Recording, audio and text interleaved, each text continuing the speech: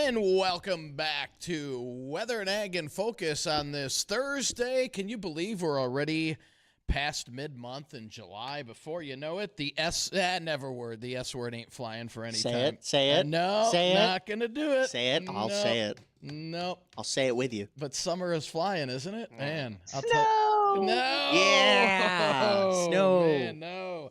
I'm Chief Meteorologist Dean Wysocki, and along with our Ag Director Bridgette Readel and our wonderful, talented producer Addison.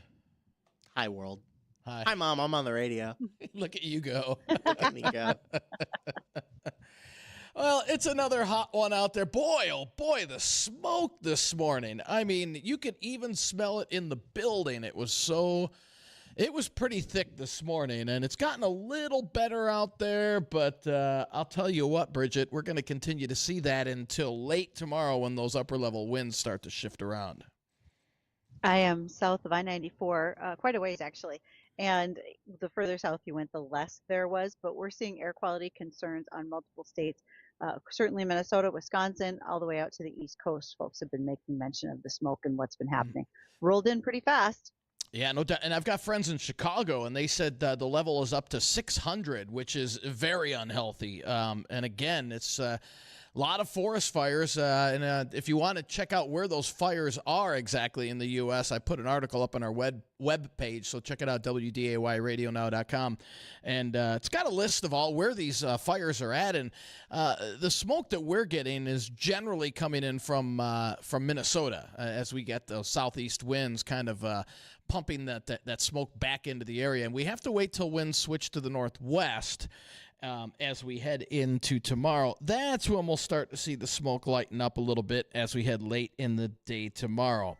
But another hot one out there today with highs right between about 90 and 93 today, with hazy sunshine with that upper level smoke. A few clouds around too. Winds out of the southeast about 10 to 20. Hazy, smoky conditions overnight tonight, low 70s.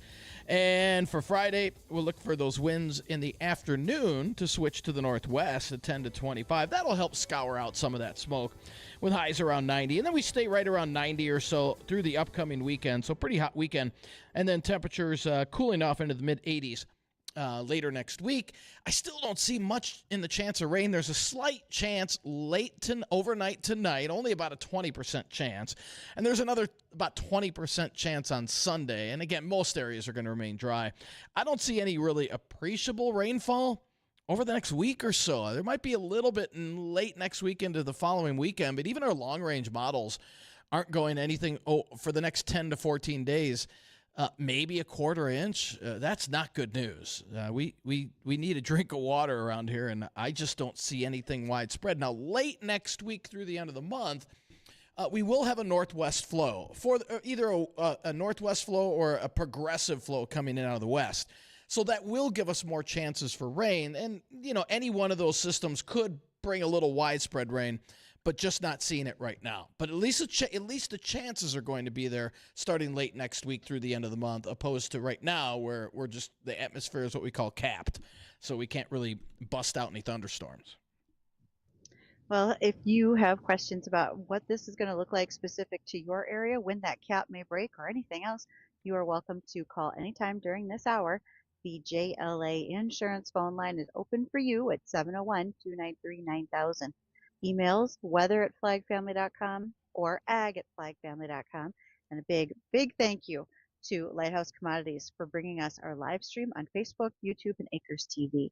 Acres TV, well, going to be live there on July 30th.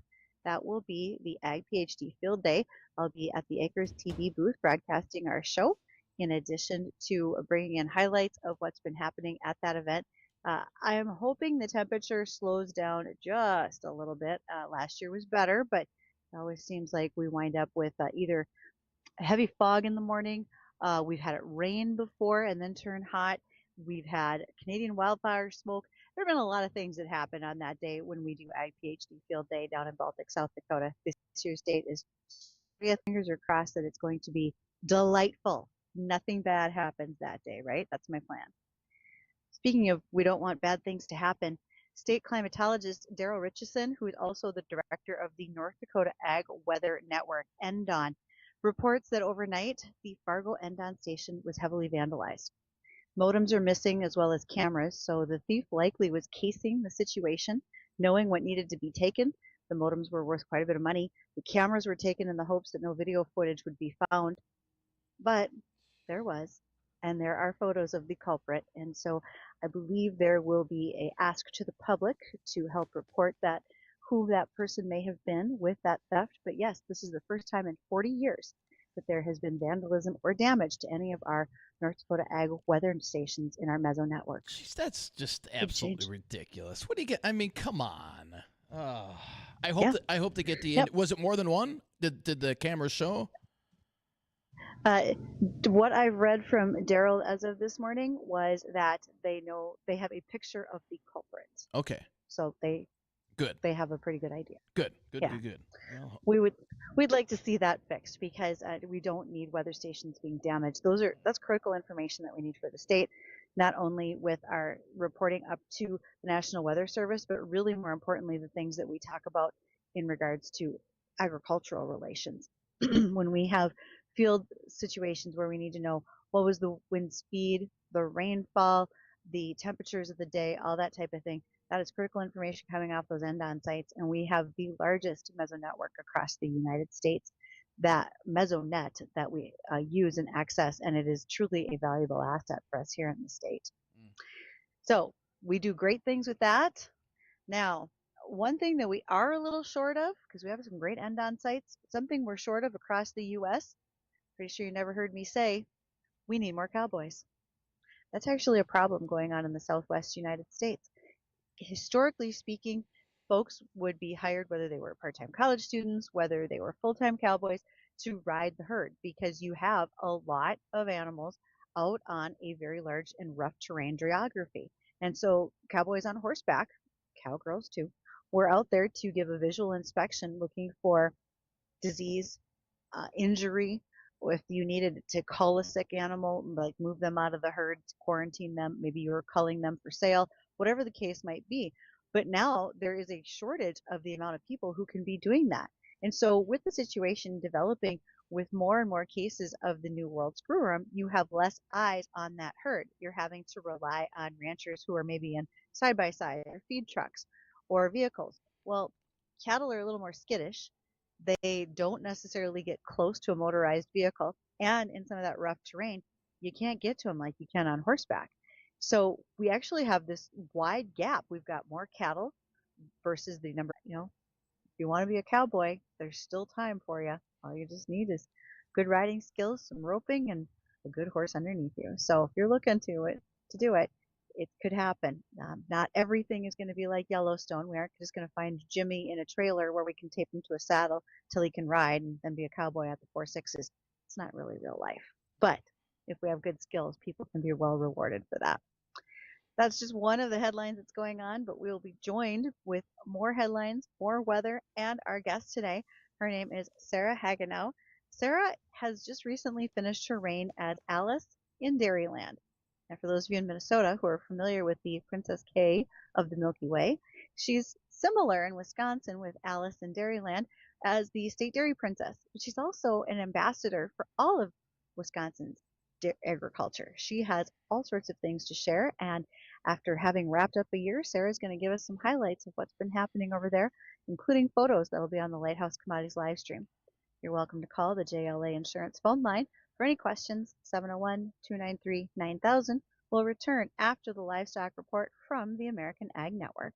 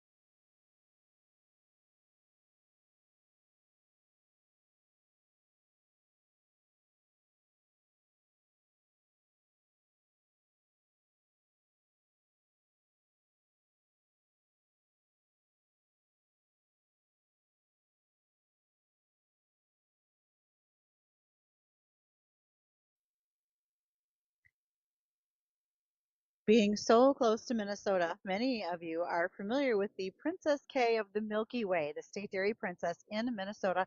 Often you stop by to see her features carved in butter, because there is indeed her whole head carved out of butter that is displayed during the Minnesota State Fair. Well, there's a similar program going on over in the state of Wisconsin called Sarah in Dairyland, or excuse me, yeah, Alice in Dairyland. Whoops, Alice. But we're going to talk to the girl who was just most recently Alice in Dairyland. Her name is Sarah. That is Sarah Hagenow. And so, Sarah, I cannot wait to hear, how in the world did this program start? Well, good afternoon. Thank you so much for having me today. It really is an honor to be on and share with some of the audience a little bit about the Alice in Dairyland program. I think having grown up in Wisconsin agriculture and just in the state of Wisconsin, a lot of people in Wisconsin know what Alice in Dairyland is, but folks across the nation might not know about it. So it's about an 80-year program. It started back in 1948. At that time, Wisconsin was celebrating its 100th year anniversary as a state. And we had a large event called the Centennial Exposition, which coincided with the state fair at that time. At the time, agriculture was our largest industry as well. So event organizers were kind of looking for a unique promotion point for the state, not just during the Centennial Exposition, but all throughout the year and actually all across the nation. So the Alice in Dairyland program was born. And our first Alice in Dairyland was Margaret McGuire. She was selected and she was from the Driftless region of Wisconsin over in Highland. And she was actually supposed to be the only Alice in Dairyland. But the program ended up being so successful in that first year that it has now continued for the last about 80 years. We're going to be celebrating our 80th anniversary here next year in 2027. So we're very much looking forward to that milestone in the program. But there are many people in Wisconsin agriculture that simply can't imagine an agricultural industry here in the state without Alice representing it. So it's a really rich part of our agricultural heritage and such a great figurehead for our industry and just for being a spokesperson for some of our farmers and ranchers and hardworking food producers and processors. Considering that the Alice in Dairyland program wasn't exactly planned to stay long term, I would imagine nobody ever thought she'd talk about more than just dairy, but that's really evolved. Yes, it certainly have. I mean, our title as America's Dairyland is something that we wear really proudly. Being known as the dairy state is something we take a lot of pride in.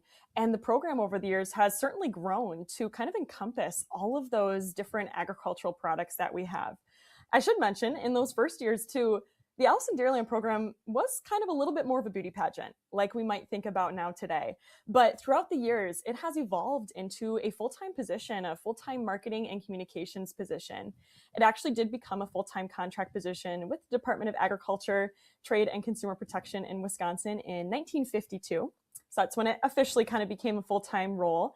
But as the years have evolved too, it's grown to encompass marketing and communications, public relations, advocacy, education as well. We get to visit classrooms and really that connection and that storytelling about Wisconsin agriculture just to share that message. And for myself, it's been really kind of fun to experience all of those different agricultural commodities that I've had the opportunity to represent over the past year. I think about Wisconsin cranberries, and we've got processing vegetables. There's honey, there's maple syrup. We've got a lot of beef producers in Wisconsin as well. We think about our corn and soybeans as well as some of those forage crops that can be produced. We have ginseng, which is a very unique specialty crop. And then, of course, we have our dairy industry, which is kind of the cornerstone of agriculture, contributing about $52.8 billion annually. But there's so much more to explore when it comes to Wisconsin and agriculture. Oh, one step is just hello cheese. So, all right, Sarah, as having just finished your year at Alice in Dairyland, talk about your background. Farm kid, were you a dairy farmer's daughter? So I was not directly a dairy farmer's daughter, but my dad did grow up on a dairy farm in Manitowoc County on the eastern side of Wisconsin, so only about 30 minutes south of Lambeau Field. As you can imagine, the Packer pride runs very deep in my family. But he actually transitioned. Yes, we will cheer for the green and gold. But as you can imagine, that dairy kind of pride and tradition has run through our family. He decided to transition off the farm after he went to college and kind of found a new place in the industry by serving as a dairy cattle nutritionist for VitaPlus Corporation. He was also very involved with the Brown Swiss Association for many years. And then my mom actually received her degree in agricultural journalism as well. So it's always kind of been a part of our family. I myself then grew up on a hobby farm about 30 minutes north of Madison, where we started our livestock journey with horses that my parents had, as well as some rabbits. So we got into the small animal business. But then I was very active in 4-H and FFA growing up. And through that 4-H opportunity, I was able to start judging dairy cattle. And I liked that opportunity, but I certainly felt more of a calling to actually working with the animals who make the industry possible, right? We would not have the dairy industry without those beautiful bovines that make it possible. So I really felt a calling to working with the animals. Hence, I was able to start leasing animals through the 4-H lease program back in about 2013. And I think I was bitten by a bug from that first time I took the show halter, and I still haven't shaken it since. So I was able to eventually start owning and showing my own cattle. I started growing my own herd, was able to keep them at different farms. So in a way, kind of grew up on the farm by working at other places and working with cattle in that way. But agriculture has always been a part of our life. Certainly tried to seek out those opportunities through 4-H and FFA that were off the farm as well, and find those ways that I could connect with other agriculturists all throughout my life. So as this process goes on and you are looking at a group of candidates who have the potential to be Allison Dairyland, is it a interview process? Is there a selection committee? What's the criteria and how does that process work for the young women who choose to become the ambassadors for agriculture in Wisconsin? It is a very unique process. I am so glad you asked about it. So like I mentioned, this has been going on since 1948. And in those early years, the application process looked a little bit different, especially in that first year. About over 200 women submitted their pictures for evaluation. And then the top 16 were kind of narrowed down based on picture alone. And then from there, the general criteria was just an overall healthy appearance and the ability to be well-spoken about Wisconsin agriculture and really share that message in a well-spoken manner. The criteria over the years certainly have changed to kind of keep up with the changing aspect of agriculture. And we do select a new person every year too to keep up with that changing face of agriculture. So it is a one-year position. As such, we have an application process every year. Today, the modern kind of application process is about a 5-month public job interview. So it starts every year in January when interested applicants from all across the state of Wisconsin can submit their resume, their cover letter, and then any other application materials. From there, then, there might be some candidates or some applicants asked back for a preliminary interview, which actually happens here at the Wisconsin Department of Agriculture, Trade, and Consumer Protection office in Madison. And then that is where the top 6 candidates are determined. For as long as I can remember, there have been up to 6 candidates that run every year. And just to make it into that top candidate group is a huge honor and is very prestigious because you've already gone through several kind of rounds of this application process. Once those top 6 are determined, they are then announced at a public press briefing in March. So that's always big news in Wisconsin around March is who are the top 6 candidates for Allison Dairyland. Once they're announced, kind of at that press briefing weekend, they go through an orientation of what's to come over the next about 8 to 10 weeks, because this is all leading up to a 3-day finals that happens in May every year. During that 8-week period, these top candidates are meeting weekly with the Wisconsin Department of Agriculture on virtual calls. They are taking this time to learn all about Wisconsin agriculture, both from the department and different trade and commodity organizations in Wisconsin. We do work with 8 program partners who are either checkoff organizations or commodity organizations, producer groups that allow us to kind of share that abundance of agriculture. So those top candidates are also meeting virtually with these partners to learn about their different commodities. There's also training on marketing and SEO. There's training on working with media partners. There's training on writing articles and blogs. There's even some on social media and email marketing. So they're kind of getting an all-encompassing training of gaining skills and knowledge, not just within agriculture, but really all-encompassing marketing and communications and public relations. At that same time, too, then, to put to use that knowledge, they're completing weekly assignments at the same time. So it's kind of like another class in college, if you can think about it that way. They might have assignments like blogs and articles, maybe professional articles. There are videos that they might put together for social media, both short form and long form. There are speeches that they will write and then memorize and present at those 3-day finals in May. We also work with media partners, so they're practicing radio interviews, TV interviews, putting together tabling displays, and really just learning how to become that public relations professional. And then once that 8 weeks wraps up, Everyone comes back together, and we have the 3-day finals in May, which is really an opportunity for those candidates to showcase everything that they've learned and those skills that they've gained. There's a selection panel that joins for that 3-day finals. And that 3-day finals is hosted in a different location throughout the state every year because different counties can submit their proposal to host. So then that part of the state kind of has their own little showcase of what makes their agricultural industry special. During that 3-day finals, there are agribusiness tours of the local county that the candidates go on. There's a radio component, a radio interview component. There's a TV interview component. There's a tabling event, and then a question and answer session afterwards that allows them to showcase their impromptu speaking skills. Then on that Saturday night of the finals, that is kind of the pomp and circumstance of everything, a little bit of pageantry there. The candidates are able to give their introduction on stage. They give an extemporaneous speech on one of those agribusiness tours that they saw that week. And then they present their 3-minute finale speech. Everyone is asked back up on stage once it's done. And then Alice is selected right on stage. And mind you, during this 3-day finals, the public is invited to attend as well, both Friday night and Saturday night. So it's really a prestigious kind of high-class event that just really shows the high level that the program operates at and kind of the world-class event that happens with the program. Well, doing agriculture right is never something that you want to do as just an afterthought, and it sounds like it's being done very, very well in Wisconsin.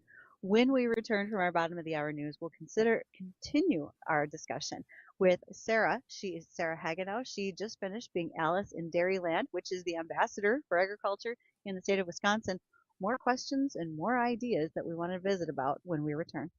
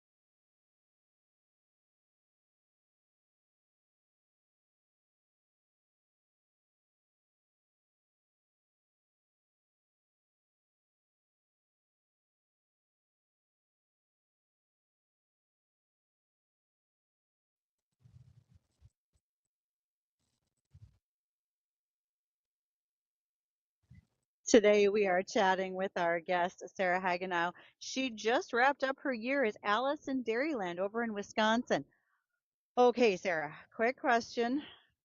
Those who live in Minnesota are so familiar with Princess K of the Milky Way. They know that she gets carved in butter every year. Do you get that too? Well, I have to tell you, I went to the University of Minnesota. That's where I got my undergraduate degree. So I am very familiar with the Butterheads. I even had two roommates who were Butterheads. So I love that program. And truly, it's so fun to see how the Princess K program is similar to ours in that we both seek to be an ambassador for our industries and really share that message. You know, in Princess K's case, it's sharing that message about Minnesota's dairy industry. In Alice's case, it's sharing that message about all of Wisconsin agriculture. But at the end of the day, it's about connecting people to agriculture and where their food comes from. And it is so fun to watch that program do that in such a successful way. So I definitely feel honored to be neighbors just across the Mississippi River and similar programs that share in our ambassadorship for our industries. We do not get our heads carved in butter, I will say that, but we do have a pretty cool car that we get to drive around that is all decaled out in corn kernels, thanks to our partnership with the Wisconsin Corn Promotion Board. Right now, that car, we call it Sprout, and we've had that partnership for about the last 21 years. So we are able to kind of stand out in style on Wisconsin roads and use that as our claim to fame of having that corn mobile that allows us to produce the uses of ethanol and support our Wisconsin corn growers in that way. As the ambassador for agriculture for the state of Wisconsin, it's not just fairs. It's not just classroom visits with children, but you are attending a high number of events throughout your year as Alice in Dairyland. What are some of those that you're going to be a part of if you were spending that year as Alice? Certainly. This is a wonderful question. As I've been wrapping up my year and kind of finishing up some reports and reflecting, I learned that I made about 234 public appearances with some type of speaking engagement, which is quite a bit. You know, you're keeping busy throughout that year sharing messages of Wisconsin agriculture.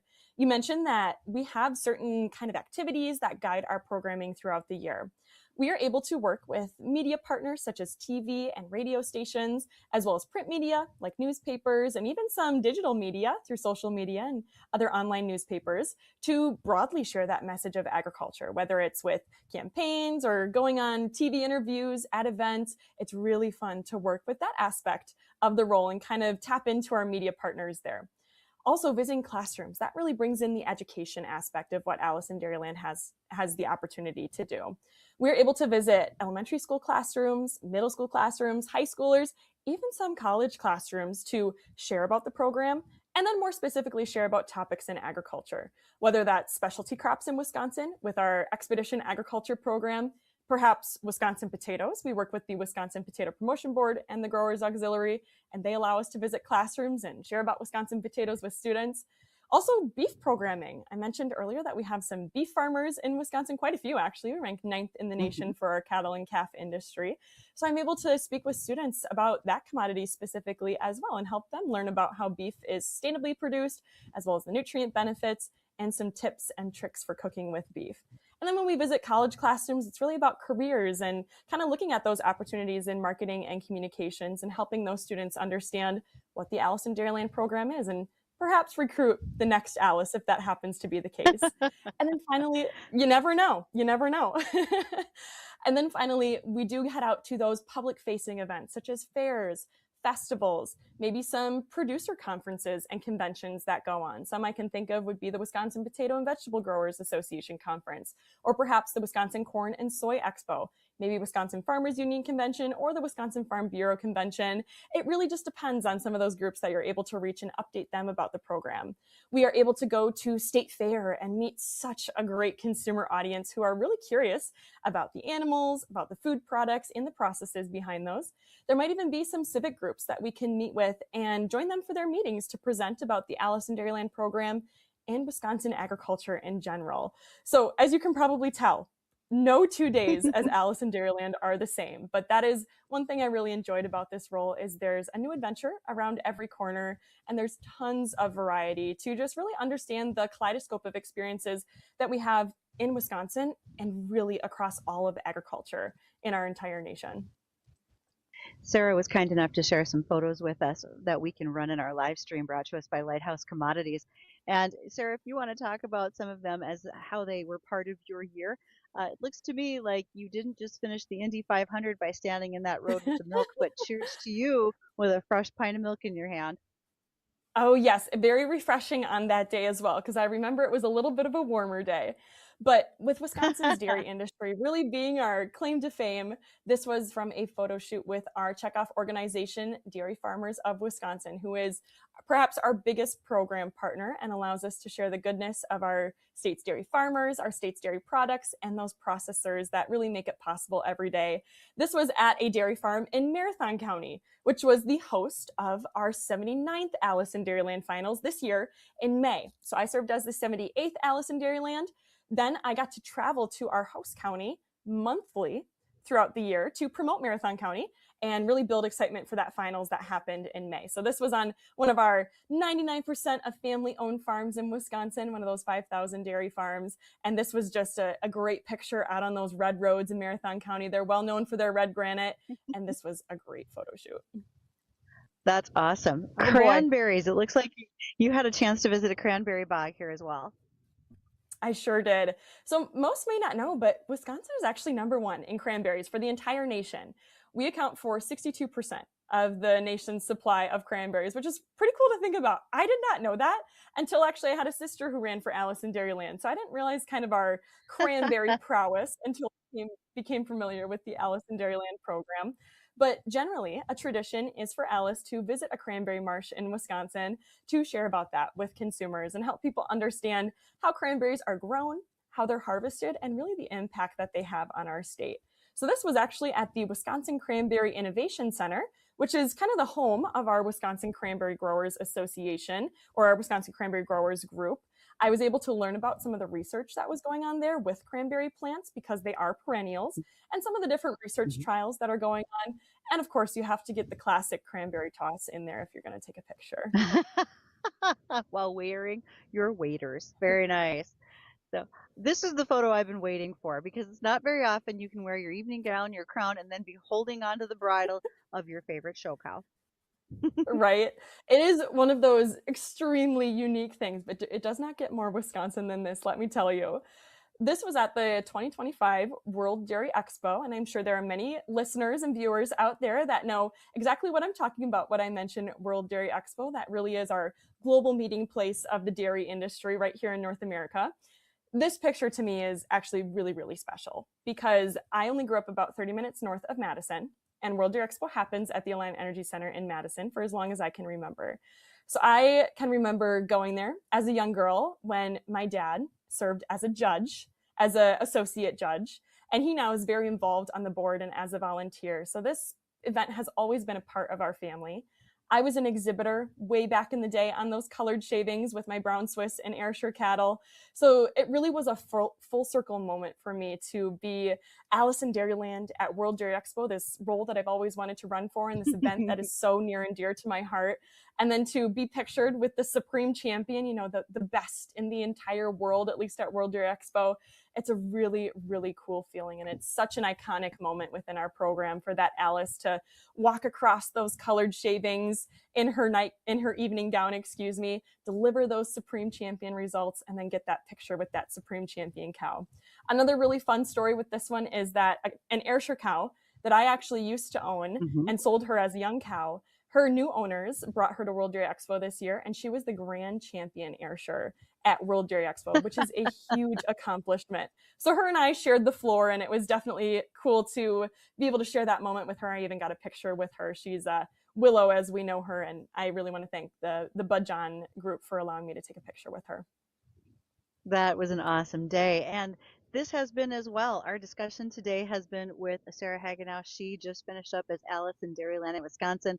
To those who listen to Weather and Ag in Focus on a regular basis, we are going to continue to get information from the Alice in Dairyland program throughout the next year. And so we'll be able to share all sorts of interesting agricultural tidbits, fun facts about a variety of industries that we may or may not have in our state. And we'll be able to supplement that with what we do here on a regular basis. And that was something that Sarah and I have talked about and managed to set up. So Sarah, if folks are interested in this program, if they want to know when to find Alice in Dairyland if they happen to be traveling in Wisconsin, where could they do that?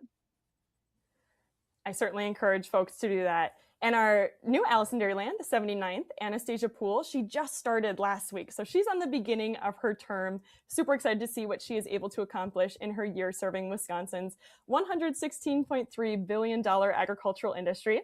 If folks want to keep up with Anastasia and keep learning more about, agriculture and the program and just Wisconsin in general, feel free to give a follow to Alice in Dairyland on our social media pages at Alice in Dairyland on Instagram, LinkedIn, and Facebook. That is the most up-to-date place. But we also do have a website as well. You can visit aliceinDairyland.com to learn about the history of the program. Right there, you see it, the history of the program. Read some more niche topics in agriculture on our Adventures in Agriculture blog, and really just get a good picture of what our program does year to year. Sarah, thanks so much for all the time today. We greatly appreciate it. Well, thank you so much for having me. I really, really appreciate it. What an honor it is to share about this part of Wisconsin with all of you out there in North Dakota and Minnesota. I am very, very grateful. So thank you for having me today, Bridgette. Oh, we're so glad to have you as well. And we'll hopefully run some more of your photos during our break. And when we return, I'm pretty sure Dean's got a weather update for us. That's my guess. We'll be right back with the dry forecast, and when will the smoke go away as well? All those answers coming up here right after the break.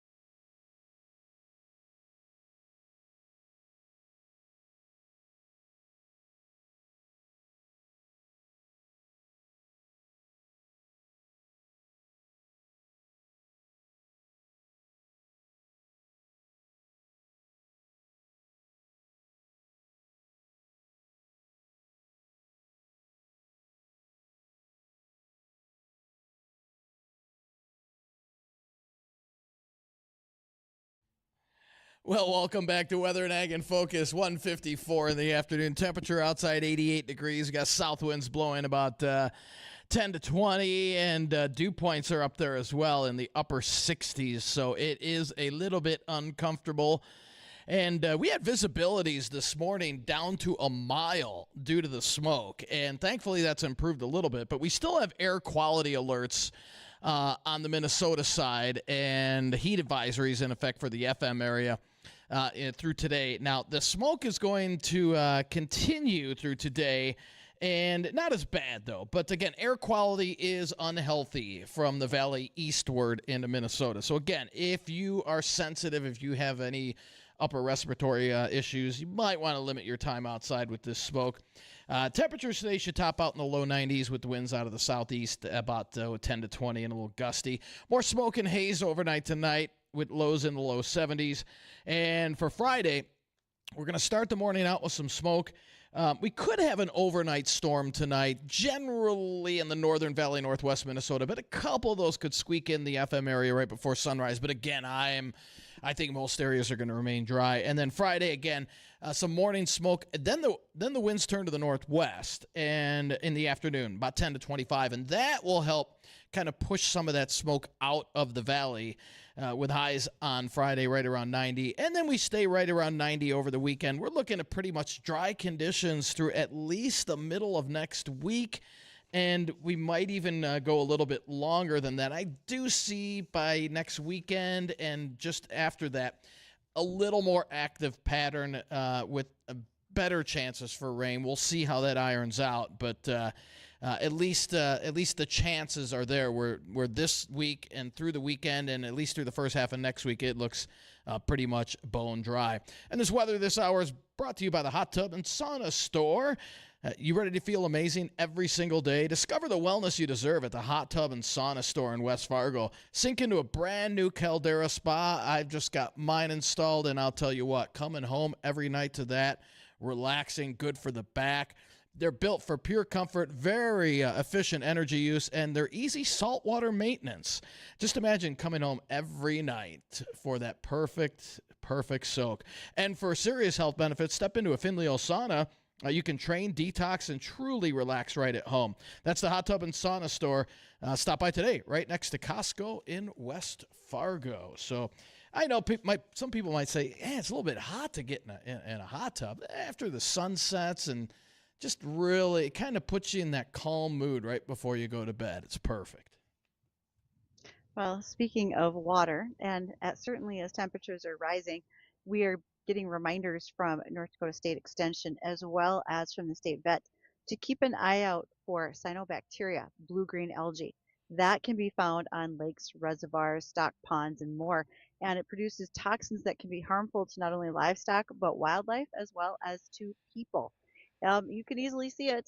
Blue-green algae does stand out. But if you're not sure if there is a bloom on a lake or reservoir you want to head to, you can actually go to the North Dakota Department of Environmental Quality's website and look at a list of reported blooms. If you're curious where that website's at, you can always email me, ag@flagfamily.com, and I'll help you out. Cyanobacteria species can be toxic when livestock and wildlife ingest them, also harmful to humans.